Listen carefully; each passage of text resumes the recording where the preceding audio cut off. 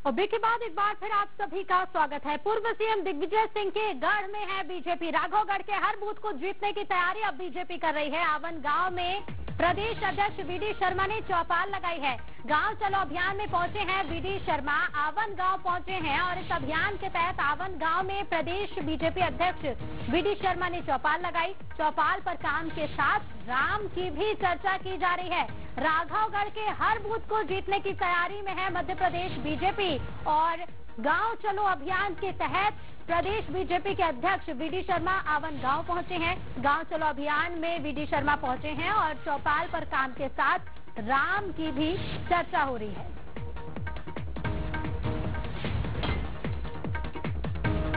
और देखिए, राघवगढ़ के हर बूथ को जीतने की तैयारी बीजेपी कर रही है। आवन गांव पहुंचे हैं प्रदेश बीजेपी अध्यक्ष वीडी शर्मा। गांव के लोगों का इस पर क्या कुछ कहना और प्रदेश अध्यक्ष वीडी शर्मा ने इस पर क्या कुछ कहा है, बातचीत की हमारे एग्जीक्यूटिव एडिटर मनोज सैनी जी ने। भारतीय जनता पार्टी का गांव चलो अभियान है और रास्ते भर प्रदेश अध्यक्ष वीडी शर्मा के साथ हम पहुंचे हैं। कई जगह स्वागत सत्कार भी हुए, लेकिन बीजेपी कहती है सपने नहीं हकीकत बुनते हैं, तभी तो सब मोदी को चुनते हैं। और मोदी को इसलिए चुनते हैं कि गांव चलो अभियान है। गांव चलो अभियान की चौपाल लगी है। रात के 10 बज रहे हैं, लेकिन लोगों में गजब का उत्साह है। और जो कार्यकर्ता आप विधानसभा चुनाव में देख रहे हैं, उससे ज्यादा कहीं यहाँ का माहौल देखिएगा आप। और हर जगह मोदी ही मोदी। क्या है गांव चलो अभियान? मैं देख रहा हूँ कि बड़ा उत्साह मोदी जी की गारंटी है। और गांव चलो अभियान में माननीय प्रधानमंत्री मोदी जी के नेतृत्व में जो काम देश के अंदर हुआ है, हर गरीब के जीवन को बदलने का अभियान माननीय प्रधानमंत्री मोदी जी के नेतृत्व में गरीब कल्याण की योजनाओं के माध्यम से, चाहे प्रधानमंत्री जी गरीब कल्याण अन्न योजना होगी, प्रधानमंत्री आवास, इस आमन गांव में पंचायत में 331 प्रधानमंत्री आवास, 1100 प्रधानमंत्री किसान सम्मान निधि, हजारों की संख्या में आयुष्मान भारत कार्ड, 5 लाख रुपए का फ्री इलाज देने का अधिकार। तो आज इस गांव के अंदर मैं हितग्राहियों से भी संपर्क कर रहे हूं और भारतीय जनता पार्टी की मूल ताकत हमारा कार्यकर्ता बूथ का, मैं बूथ क्रमांक 96 पर बैठा हूं। बनवारी लाल लोधा हमारे अध्यक्ष हैं, वो अध्यक्षता कर रहे हैं बैठक की। आज इस चौपाल के अंदर मुझे गर्व है कि आज भारतीय जनता पार्टी ने ही सभी लोगों ने मिलकर के तय किया आगामी आने वाले चुनाव में ये बूथ नमो बूथ बनेगा और कांग्रेस मुक्त बूथ बना देंगे इस गांव के लिए। ये तो दिग्विजय सिंह का क्षेत्र रहा है, राघवगढ़ रहा है, और कहते हैं राघवगढ़ में तो दिग्विजय सिंह रहे, तो क्या इसीलिए इस बूथ को चुना है? सिरे से खारिज कर दो, ये किसी का गढ़ नहीं है। गढ़ अगर किसी का है तो प्रधानमंत्री मोदी जी की गरीब कल्याण की योजनाओं के हितग्राहियों का गढ़ है।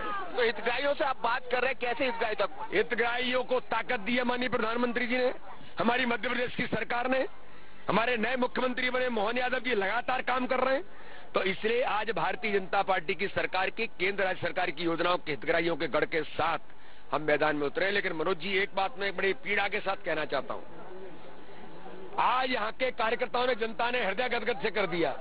उन्होंने कहा कि झूठ और छल कपट की राजनीति पर दिग्विजय सिंह अपने बेटे को, अपने परिवार के व्यक्ति को जिता के ले गए यहाँ से, लेकिन जब राम लला एक एक व्यक्ति के हृदय में विराजमान, बोलो भाइयों रामलला विराजमान है कि नहीं है?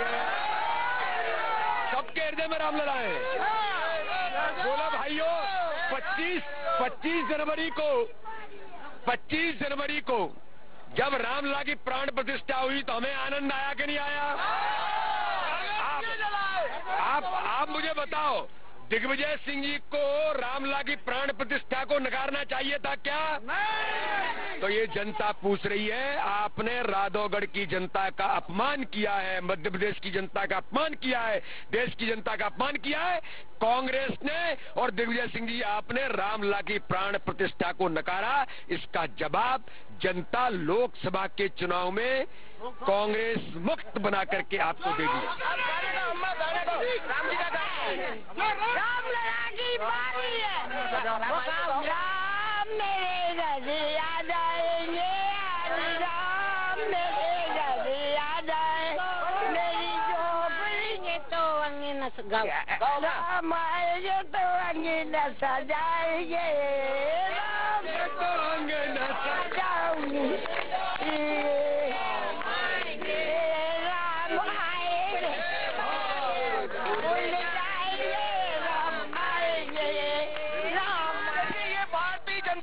पार्टी है, ये राम भी है यहाँ और राम के साथ काम भी, इसीलिए हितग्राही मूलक योजना की बात भी हो रही है और हर जगह राम और काम दोनों, और राम और काम के सहारे लोकसभा को फतेह करना चाहती। आशीष खरे के साथ मनोज सैनी, बंसल न्यूज, आवन गांव।